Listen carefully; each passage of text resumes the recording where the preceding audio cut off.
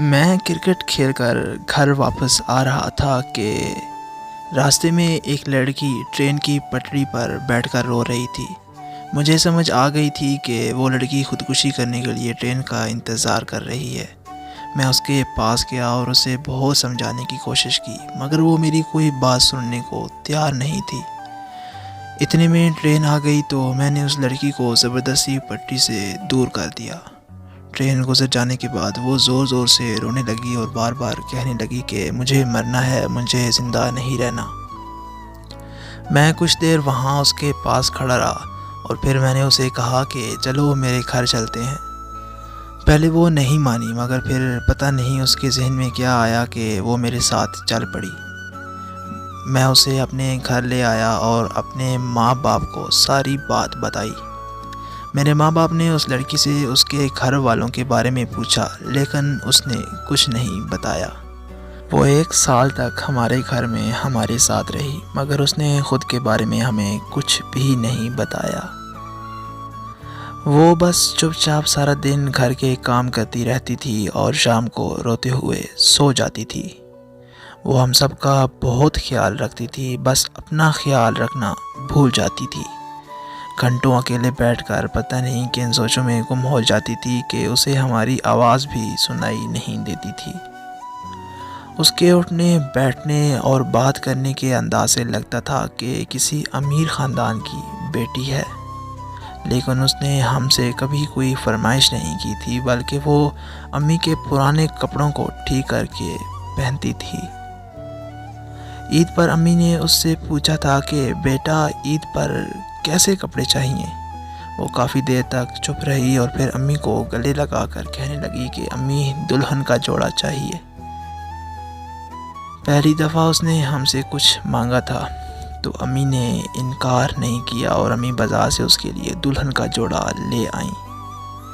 1 سال میں عید کا وہ واحد دن تھا جب ہم سب نے اس کے چہرے پر مسکراہٹ دیکھی تھی۔ وہ دلہن کے جوڑے میں مسکراتی ہوئی اتنی خوبصورت لگ رہی تھی کہ مجھے اس سے محبت ہو گئی۔ شاید اسے ہم سب کی نظر لگ گئی تھی جو وہ ہمارے سامنے ہی بے ہوش ہو کر گر گئی۔ ہم سب اسے ہسپتال لے جا رہے تھے کہ راستے میں اس کی موت ہو گئی۔ ڈاکٹر نے بتایا کہ اس کی موت کی وجہ دماغ کی نسوں کا ایک ساتھ پھٹ جانا ہے، اور ایسا عموماً کسی ایسے بہت بڑے صدمے کو برداشت نہ کر پانے سے ہوتا ہے۔ وہ مرنے والی تو مر گئی، مگر اپنے پیچھے میرے لیے بہت سے سوالات چھوڑ گئی تھی کہ اس کی زندگی میں ایسا کیا ہوا تھا کہ وہ 1 سال تک زندہ لاش بن کر رہی اور بالآخر ڈپریشن کی وجہ سے مر گئی۔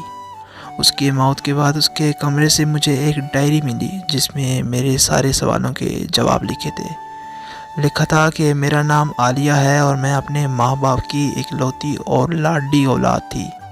جب میں 10 سال کی تھی تو میرے بابا کی موت ہو گئی اور میری ماما نے دوسری شادی کر لی۔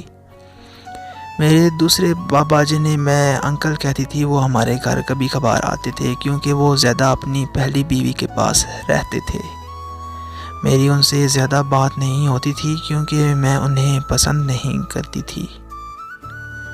اور پھر جب میں 18 سال کی ہوئی تو میری زندگی میں وہ آیا جس سے میں نے اپنی جان سے بھی زیادہ پیار کیا۔ وہ بھی مجھ سے اتنا پیار کرتا تھا کہ اس نے میرے گھر رشتہ بھیج دیا اور میرے گھر والوں نے ہاں کر دی۔ میری شادی سے ٹھیک 2 ہفتے پہلے ہارٹ اٹیک کی وجہ سے میری مما کی موت ہو گئی۔ مما کی موت کے بعد میں بہت ٹوٹ چکی تھی، لیکن جینے کی ایک امید باقی تھی، وہ تھی میری محبت۔ پھر میری شادی سے 1 ہفتہ پہلے مجھے بہت تیز بخار ہو گیا تو میں نے انکل کو فون کر کے کہا کہ وہ مجھے میڈیسن لا دیں۔ اس رات انکل مجھے میڈیسن دینے کے بہانے آئے اور انہوں نے میرے ساتھ زبردستی کر کے میری عزت لوٹ لی۔ مجھے کچھ سمجھ نہیں آ رہی تھی تو میں نے اپنے منگیتر کو کال کی اور کچھ ہی دیر میں وہ آ گیا۔ اس نے میری پوری بات بھی نہیں سنی اور مجھ سے رشتہ توڑ کر مجھے اکیلا چھوڑ کر چلا گیا۔ اس طرح میرا سب کچھ چلا گیا، پہلے میرے ماں باپ، پھر عزت اور آخر میں محبت۔ نہ ہی اب جینے کو دل کرتا ہے اور نہ ہی کوئی جینے کی وجہ باقی بچی ہے۔ اس لیے میں موت کو گلے لگا کر خود کو ان درندوں سے آزادی دلانا چاہتی ہوں۔